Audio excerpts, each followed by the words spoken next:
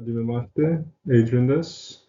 カルパリサンルイスオビスポ大学の学生です。専攻は機械工学です。アルバイトはしていません。出身はベイクスフィールドです。でも今はサンルイスオビスポに住んでいます。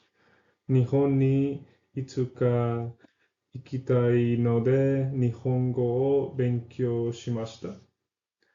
暇な時はビデオゲームをしたり、食べたり、寝たりします。よろしくお願いします。私が尊敬している人は大谷翔平です。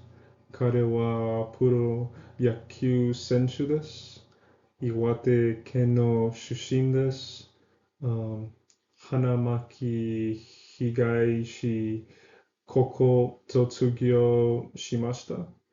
その後、日本ハムファイツに入りました。今はアメリカのメジャーリーグプレイヤーしています。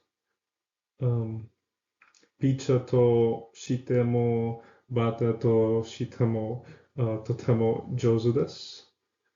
私は高校生の時から彼のファンです。彼は、真面目でいつも頑張っています。